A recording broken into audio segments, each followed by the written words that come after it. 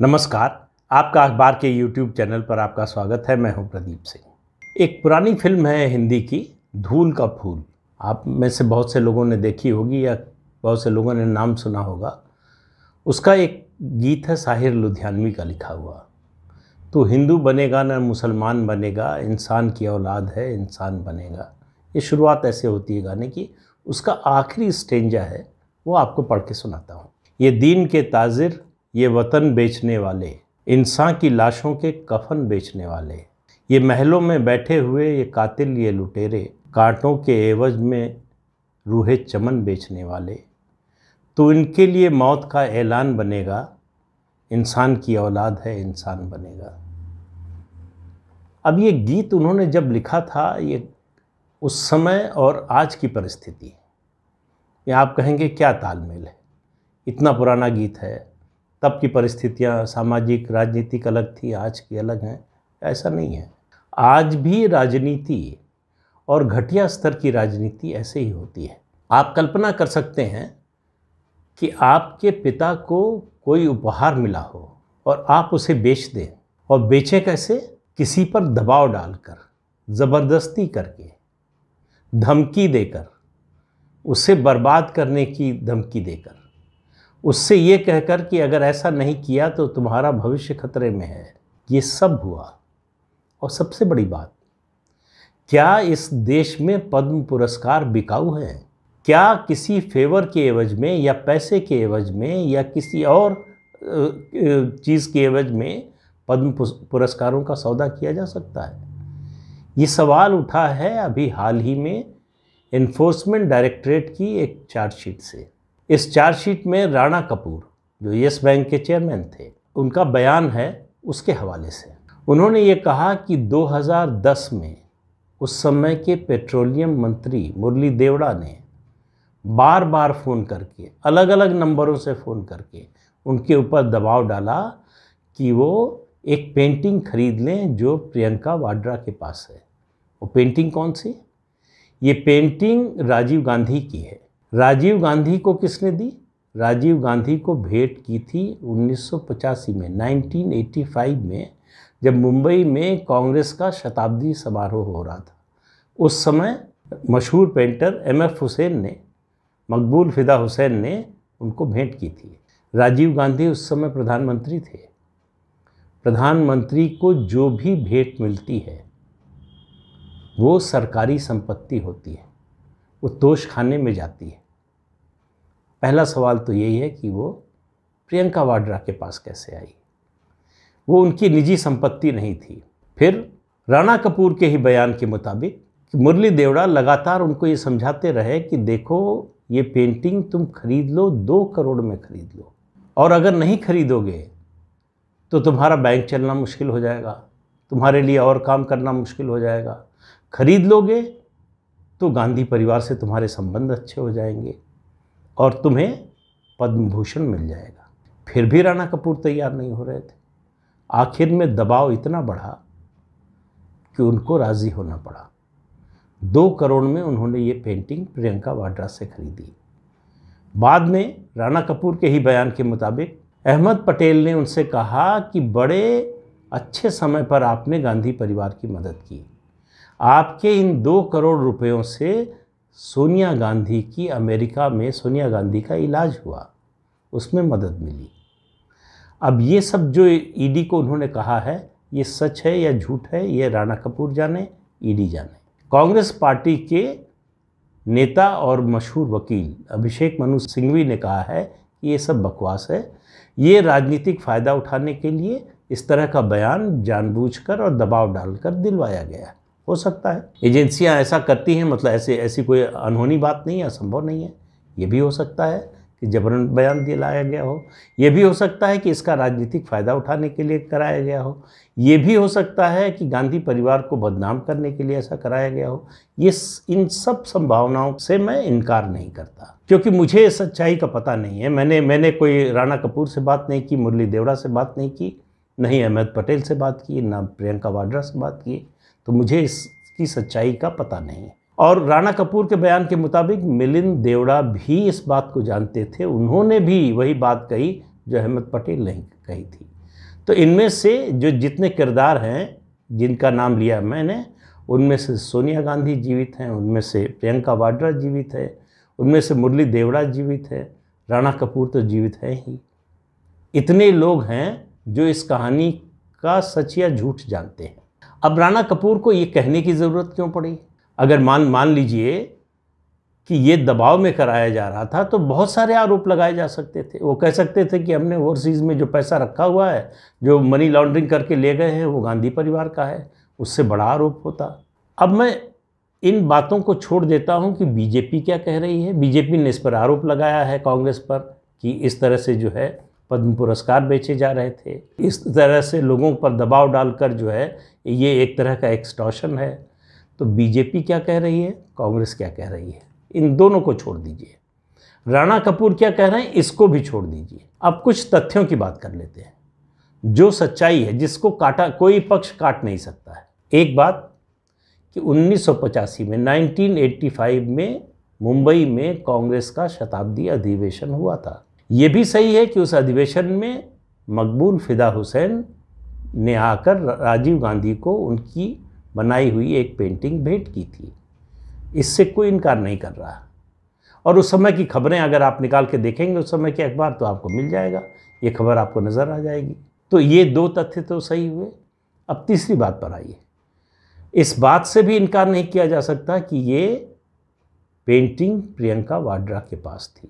चौथी बात, राणा कपूर कोई आर्ट कलेक्टर थे ऐसा कोई प्रमाण नहीं मिलता है। उनके इस आर्ट प्रेमी होने का कोई प्रमाण नहीं मिलता है। तो इसलिए अगर उन्होंने खरीदा तो जाहिर है कि किसी और कारण से खरीदा होगा। एक मिनट के लिए मैं मान लेता हूं कि उन्होंने गांधी परिवार या मुरली देवड़ा का कोई उन पर दबाव नहीं था, फिर भी उन्होंने खरीदा, लेकिन वो कला प्रेमी नहीं थे, वो आर्ट कलेक्टर नहीं थे, एक पेंटिंग के लिए 2 करोड़ रुपया खर्च करने वालों में नहीं थे। अब अगला तथ्य देखिए, प्रियंका वाड्रा को इस पेंटिंग के एवज में, इसके बदले में राणा कपूर ने HSBC के अपने अकाउंट से, जो उनका निजी अकाउंट था, उससे 2 करोड़ रुपए का चेक दिया।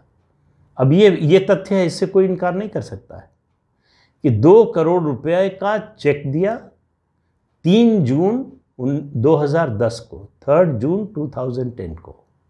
उस समय मनमोहन सिंह की सरकार थी, यूपीए की सरकार थी, इससे कोई इनकार नहीं कर सकता।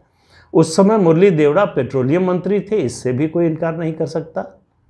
और अहमद पटेल की क्या हैसियत थी सबको मालूम है। सोनिया गांधी का अमेरिका में इलाज चल रहा था, इससे भी कोई इनकार नहीं कर सकता। अब आगे देखिए, 3 जून का ये चेक और चिट्ठी प्रियंका वाड्रा के पास उसी दिन पहुंचती है और अगले दिन 4 जून 4 जून 2010 को उसका जवाब जाता है राणा कपूर को कि मैं बहुत आभारी हूं कि आपने राजीव जी की ये पेंटिंग 2 करोड़ रुपए में खरीदी।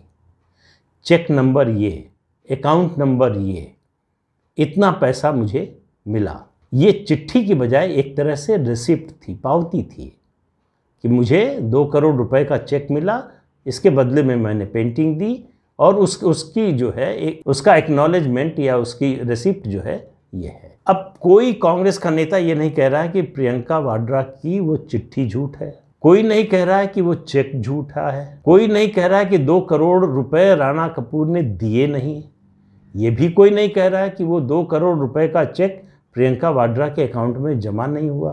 तो इतने तो तथ्य हैं, अब आप निष्कर्ष खुद भी निकाल सकते हैं। अब 2-3 तरह के सवाल आते हैं। देखिए, पद्म पुरस्कार जो है वो कांग्रेस के रिजीम में अपने लोगों को, अपने चहेतों को, चमचों को, विश्वास पात्रों को, जो घटिया हों उससे कोई फर्क नहीं पड़ता, गांधी परिवार के प्रति जो वफादार हैं उनको मिलता रहा है। उनसे इतना उबे हुए थे मोरारजी भाई देसाई उसमें घपले घोटाले को देखते हुए कि जब 1977 में वो प्राइम मिनिस्टर बने तो उन्होंने पद्म पुरस्कारों का वितरण ही बंद करा दिया। उन्होंने कहा कि नहीं, इसमें कोई सुधार हो ही नहीं सकता, ये व्यवस्था इतनी सड़ और गल चुकी है, इतनी खराब हो चुकी है कि इसमें कोई सुधार नहीं हो सकता। उसके बाद की सरकार जो आई, फिर 1980 में इंदिरा गांधी की सरकार आई, फिर से शुरू हो गया। फिर 2014 में नरेंद्र मोदी प्रधानमंत्री बने। आप 2014 और 2022 तक के पद्म पुरस्कार पाने वालों की सूची देख लीजिए। ऐसे ऐसे लोग मिलेंगे जिनका आपने उससे पहले नाम नहीं सुना होगा, जो समाज को बदलने के लिए, लोगों का जीवन बदलने के लिए ज़मीन पर काम कर रहे हैं। उनको कोई मीडिया हाउस नहीं पूछता, कोई पत्रकार उनके पास नहीं जाता, कोई उनका वीडियो नहीं बनाता। ऐसे ऐसे लोग हैं जो समाज के लिए अपना, जिन्होंने पूरा जीवन खपा दिया। ऐसे लोगों की खोज हुई जो एप्लीकेशन नहीं देते कि हमको पद्म पुरस्कार दीजिए, जो लोगों से सिफारिश, नेताओं से, अफसरों से नहीं करवाते कि हमको पद्म पुरस्कार दीजिए। ऐसे लोगों को एक एक पुरस्कार, कोई उंगली नहीं उठा सकता कि एक व्यक्ति के बारे में ये इनको गलत मिला है, ये डिज़र्व नहीं करते थे। इस तरह से शुरू हुआ, पूरा सिस्टम बदल दिया। कैसे बदल गया? अगर आपकी राजनीतिक इच्छा शक्ति हो, ईमानदारी हो, पारदर्शिता हो, ट्रांसपेरेंसी हो अगर, तो आप ये काम कर सकते हैं। वो मोदी ने करके दिखाया। लेकिन लौट कर आते हैं प्रियंका वाड्रा और राणा कपूर पर। आप बताइए कि आपके पिता की, माता की या परिवार के किसी व्यक्ति की, यहाँ पिता का मामला है, कोई पेंटिंग बनाए तो उसका आपसे कितना भावनात्मक लगाव होगा। उसको बेचने के लिए हो सकता है ऐसी नौबत आ सकती है किसी के साथ, लेकिन तब होगी जब उसके अस्तित्व का सवाल आ जाए, जीवन मरण का सवाल आ जाए कि अगर ऐसा नहीं करेगा तो फिर आगे जीवन चलना मुश्किल हो जाएगा। क्या आप में से कोई, जितने भी लोग ये वीडियो देख रहे हैं, उनमें से कोई ये मानने को तैयार है कि प्रियंका वाड्रा के पास 2010 जून में ऐसी स्थिति थी, या गांधी परिवार के सामने ऐसी स्थिति थी? क्या आप में से कोई ये मान सकता है कि सोनिया गांधी को इलाज के लिए, अमेरिका में इलाज के लिए पैसों की इतनी किल्लत थी कि अगर राजीव गांधी की वो पेंटिंग न बिकती तो उनका इलाज ना हो पाता? ये सब एक्सटॉर्शन के तरीके हैं, जिसको आप एक्सटॉर्शन कह नहीं सकते। लोगों पर दबाव डालकर, भाई वो पेंटिंग खरीदना चाहते थे। अब ये बताइए, राणा कपूर को कहाँ से पता चल गया कि एम.एफ. हुसैन ने राजीव गांधी की एक पेंटिंग बनाई और वो पेंटिंग उनको भेंट की, और वो उसके बाद उस सरकारी तोशखाने में जाने की बजाय प्रियंका वाड्रा के पास रखी है और प्रियंका वाड्रा उसको बेचना चाहती है? इसका सपना तो राणा कपूर को नहीं आया। बात पुरानी है या नई है, इसका सवाल नहीं है। सवाल इसका नहीं है कि 12 साल पुरानी घटना है। सवाल इस बात का है कि ऐसा हुआ या नहीं हुआ, ये सच है या झूठ है। और जितने तथ्य मैंने बताए, निष्कर्ष छोड़ दीजिए, बीजेपी कांग्रेस के आरोप प्रत्यारोप की भी बात छोड़ दीजिए, केवल जो तथ्य हैं उन्हीं पर गौर कीजिए। क्या प्रियंका वाड्रा या गांधी परिवार के किसी सदस्य ने इस बात का खंडन किया है कि उन्होंने पेंटिंग नहीं बेची? क्या इस बात का खंडन किया है कि 2 करोड़ रुपए नहीं लिए तो क्यों बेची? राणा कपूर को ही क्यों बेची? तमाम देश में जो है आर्ट कलेक्टर हैं जो आज भी जो है एम.एफ. हुसैन की पेंटिंग खरीदने को तैयार हो जाएंगे। उस पेंटिंग में ऐसा क्या था जिसके लिए राणा कपूर 2 करोड़ रुपया देने को तैयार हो गए? तो ये सब सवाल हैं जिनका जवाब चाहिए। केवल ये कह देने से कि दबाव डालकर ऐसा बयान दिलवाया गया, बयान तो दिलवाया जा सकता है, लेकिन दबाव डालकर 10 साल पुरानी तारीख का चेक नहीं जारी कराया जा सकता, और वो चेक जमा नहीं हो सकता 10 साल पहले की तारीख में, और प्रियंका वाड्रा के अकाउंट में आ नहीं सकता है। और प्रियंका वाड्रा की चिट्ठी वो आज फर्जी बनाकर उन्होंने क्या राणा कपूर की मदद के लिए दी है? ये तथ्य हैं, इनका कांग्रेस पार्टी और गांधी परिवार को जवाब देना चाहिए, और इसके आधार पर भी मुकदमा चलना चाहिए। अगर राणा कपूर की बात सही है तो गांधी परिवार के लोग, जो लोग जिम्मेदार हैं, उसके अलावा आसपास के, और गलत है तो राणा कपूर पर एक और केस होना चाहिए। राणा कपूर पर मानहानि का दावा क्यों नहीं कर रहा है गांधी परिवार या कांग्रेस पार्टी? अभिषेक मनु सिंह भी कह रहे हैं कि ये वो एक स्कैमस्टर है, जेल में है, फ्रॉड है, उसकी बात पर क्यों भरोसा करना? ये सब बातें सही हैं, लेकिन हमेशा बड़े घोटालों का खुलासा ऐसे ही स्कैमस्टर्स के बयानों से, उनकी जो अदालत में उनके जो बयान होते हैं उन्हीं से निकलता है। उनको जांच एजेंसी कॉर्पोरेट करती है, जो वो बोलते हैं उनकी तथ्यों की परख होती है, जांच होती है, तथ्य निकाले जाते हैं कि ये बात कह रहे हैं तो ऐसा हुआ क्या। अगर राणा कपूर कह रहे हैं कि प्रियंका वाड्रा ने पेंटिंग बेची मुझे, तो उन्होंने बेची क्या? इन्होंने चेक दिया तो दिया क्या? वो पैसा जमा हुआ क्या? ये सब तस्दीक करने के बाद चार्जशीट में ईडी ने फाइल किया है अदालत के सामने। इसका कोई जवाब नहीं है। दरअसल जब कोई जवाब न हो तो कहिए कि ये सब पॉलिटिकल वेंडेटा है, पुरानी बात उखाड़ रहे हैं। मैं इस बात में भरोसा नहीं रखता कि ये पुरानी बात है। मेरे लिए ये बात है कि ये सही है या गलत बात है। नई हो चाहे पुरानी हो, गलत बात है तो नई है तो भी गलत है, और सही बात है तो पुरानी है तब भी सही बात है। तो पद्म पुरस्कार के नाम पर उसका दबाव डालकर एक कैबिनेट मिनिस्टर कर रहा है ये काम, एक बैंक, प्राइवेट बैंक के चेयरमैन से करवा रहा है। क्या गांधी परिवार या कांग्रेस पार्टी के किसी व्यक्ति ने कहा कि भाई इसकी जांच होनी चाहिए?